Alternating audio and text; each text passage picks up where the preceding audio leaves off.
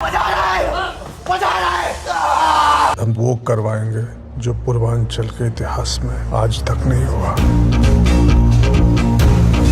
Mirzapur season 3 में हमें definitely violence का लेवल बहुत ही अलग लेवल पे जाते हुए देखने को मिलने वाला है। और जो जेल वाले फाइट सीन्स होने वाले हैं जिसमें गुड्डू भैया होने वाले हैं, वो तो भाई साहब देखने लायक होगा। जो गुड्डू भैया का जेल वाला सीन होने वाला है वो इस मूवी का डेफिनेटली सबसे ज्यादा तगड़ा सीन होने वाला है। और वहाँ पे गुड्डू भैया को सब लोग पकड़ के फाइट कर रहे होते हैं, तो भाई उस सीन के तो क्या ही कहने। बट शायद इस सीन में हमें ये समझ में आ जाता है कि गुड्डू पे ये हमला किसने करवाया होता है। अब सीधे ट्रेलर की स्टार्टिंग से बात करें तो पहले हमें देखने को मिलता है कि मिर्जापुर को मैक्सिको बताया जा रहा है, क्योंकि मिर्जापुर में जो वॉयलेंस चल रहा है वो किसी मैक्सिको में चलने वाले वॉयलेंस से कम नहीं है। फिर हम देख सकते हैं कि गुड्डू भैया एक एग्जाम्पल सेट करते हैं कि मैं आ चुका हूँ, और ये वाला सीन तो हम लोगों ने पहले भी मिर्जापुर की लीक वीडियो में देखा है। इसमें सबसे मस्त डायलॉग गुड्डू भैया का लगता है, कालीन भैया गॉन और गुड्डू भैया ऑन। फिर यहाँ पे शरद का एज एक्सपेक्टेड काफी ज्यादा इंपॉर्टेंट रोल होने वाला है, वो दोनों तरफ से खेलने वाले हैं। गोलू के यहाँ पे दो काफी इंटरेस्टिंग सीन देखने को मिलने वाले हैं, जहाँ पे वो बोलती हैं कि ये समय अभी वॉयलेंस का नहीं है लेकिन कंसोलिडेशन का है। यहाँ पे बेसिकली वो ये बोलने का कोशिश कर रही होंगी कि अभी हमें वॉयलेंस बहुत मचाया है, अब हमें सारी चीजें मिर्जापुर में एक स्टेबिलिटी पे लानी पड़ेंगी जिससे उनका दबदबा मिर्जापुर में और ज्यादा हो जाए। और फिर गुड्डू तुरंत बीच में बोलते हैं कि वॉयलेंस ही तो हमारी यूएसपी है, मतलब कि अभी भी उसे दिमाग का यूज करने से ज्यादा वॉयलेंस करने में ही मजा आता है। और दूसरा वाला सीन ये होता है जिसे हमने टीजर में भी देखा होता है, जहाँ पे हम देख सकते हैं कि गोलू डीप ब्रेथ ले रही होती है क्योंकि वो कुछ बड़ा काम करने जा रही होती है। और उसमें सामने हम लोग देख सकते हैं कि कौन सा बड़ा काम है, क्योंकि हर एक नोट के बंडल के सामने ही गन रखी हुई है। अब ऐसा भी हो सकता है कि ये नए लोग को हायर कर रहे हैं, जहाँ पे ये लोग को पैसे भी दे रहे होंगे और गन्स भी दे रहे होंगे अपनी प्रोटेक्शन के लिए। जहाँ पे ऑन दी अदर साइड ये भी हो सकता है कि हम जो 6 सेट्स ऑफ गन और नोट देख रहे हो, तो शायद वो लोगों को सुपारी दे रही होगी किसी को मारने के लिए। फिर हमें माधुरी का एंगल देखने को मिलता है, जहाँ पे वो बोलती हैं वह मुक्त प्रदेश की शुरुआत गुड्डू के अंत के साथ होगी। तो डेफिनेटली वो गुड्डू के पीछे पड़ने वाली हैं, क्योंकि गुड्डू ने ही मुन्ना भैया को मारा था। माधुरी क्राइम तो पूरी तरह से समाप्त करने की बात तो कर रही थी, लेकिन मुझे लगता है कि वो सिर्फ इलेक्शन जीतने के लिए या फिर इलेक्शन के एंगल की वजह से ऐसा बोल रही होगी। फिर कुछ वॉयलेंस के सीन्स देखने को मिलते हैं जो गुड्डू भैया के साथ में थे, और उसमें से ये सीन था जो कि बहुत ही कूल शॉट देखने से लग रहा था। और ये वाला सीन जिसमें उनके एक हाथ में गन है और दूसरे हाथ में जो कि किसकी होती है ये तो आपको सीरीज देख के ही पता चलेगा। फिर ये पुलिस वाला सीन आता है जिसमें पुलिस त्रिपाठी भवन में आती है और वो गुड्डू को जेल लेके जाती है। और फिर यहाँ से काफी इंटरेस्टिंग चीजें शुरू होती हैं, क्योंकि इसके आगे हमें देखने को मिलता है कि गुड्डू भैया इतने लोगों से फाइट कर रहे हैं कि समझ ही नहीं आ रहा है कि गुड्डू भैया मार किसको रहे हैं। फिर इस वाले सीन में हमें सभी लोगों की मीटिंग होते हुए देखने को मिलती है, जिसमें हम लोग गुड्डू को स्पॉट कर सकते हैं और साथ ही में शरद को भी स्पॉट कर सकते हैं। ये वाला भी काफी इंटरेस्टिंग सीन है, जहाँ बीना गुड्डू भैया को बोलती है कि गुड्डू भैया को कोई चैलेंज कर नहीं सकता और ये खबर पूरे पूर्वांचल में जानी चाहिए। और इस सीन का नतीजा होता है कि ये वाला सीन जैसे कि मैंने पहले बोला था, और ये वाला सीन डेफिनेटली आगे जाके इस सीन को कनेक्ट कर सकता है, क्योंकि यहाँ पे हम लोग देख सकते हैं कि गुड्डू भैया ही मार रहे हैं लोगों को, और इसको शायद डेफिनेटली पुश किया गया है बीना ने, जहाँ पे बीना ने गुड्डू को बताया होगा कि जिस वॉयलेंस का यूज करके तुम मिर्जापुर की गद्दी पे बैठे हो, अब उसी वॉयलेंस का यूज करो पूर्वांचल में अपना दबदबा बढ़ाने के लिए। फिर ये वाला सीन काफी इंटरेस्टिंग होता है, क्योंकि यहाँ पे मुझे ठीक से समझ नहीं आ रहा था कि वॉइस ओवर में किसकी आवाज चल रही है। मुझे तो ऐसा ही लग रहा था कि ये त्यागी का जो बेटा है शायद उसकी आवाज हो सकती है। तो यहाँ पे हम ये सोच सकते हैं कि वो गुड्डू से बात कर रहा है और वो गुड्डू को ऐसा कह रहा है कि हमें तुम चाहिए। ये वाला सीन भी काफी इंटरेस्टिंग है, क्योंकि यहाँ पे हम देख सकते हैं कि गोलू का हाथ बांध के रखा है, शायद उसे कोई मार रहा होगा किसी इन्फॉर्मेशन के लिए, या फिर कोई उसे टॉर्चर कर रहा होगा। और ये वाला सीन तो सबसे ज्यादा रोमांचक लगा मुझे, क्योंकि यहाँ पे शायद से पीछे से हमें ये कालीन भैया लग रहे होते हैं, और ऐसा भी लग रहा है कि शायद से ये त्रिपाठी भवन में एंटर कर गए हैं और वहाँ पे फाइट कर रहे हैं। और उसके जस्ट बाद ये सीन देख के तो मुझे ये लगा कि शायद पुलिस और त्रिपाठी साथ में काम कर रही है। फिर एक और गोलू का हमें सीन दिखाया जाता है, जहाँ पे उसकी पूरी टी शर्ट पे खून लगा होता है, और ये उसका खून तो नहीं होगा। फिर हमें फाइनली देखने को मिलता है कालीन भैया, और वो पूरे मस्त बैकग्राउंड म्यूजिक के साथ एंट्री लेते हैं। अब बात करते हैं कि गुड्डू भैया को किसने जेल में डाला होगा। तो इस सीन में हमें देखने को मिलता है कालीन भैया किसी जेल में, तो शायद ये वाली जेल होगी जिसमें गुड्डू को बंद किया गया है। तो शायद गुड्डू को कालीन भैया ने ही जेल में बंद करवाया होगा और गुड्डू को मारने के लिए गुंडे भेजे होंगे, जिसमें गुड्डू हमें फाइट करता हुआ देखने को मिलने वाला है। तो आपको क्या लगता है कि कालीन भैया वापस से अपनी गद्दी वापस ले पाएंगे या नहीं? हमें नीचे कमेंट सेक्शन में जरूर बताइएगा। बाकी मिलते हैं आपसे नेक्स्ट वीडियो में, तब तक के लिए गुड बाय।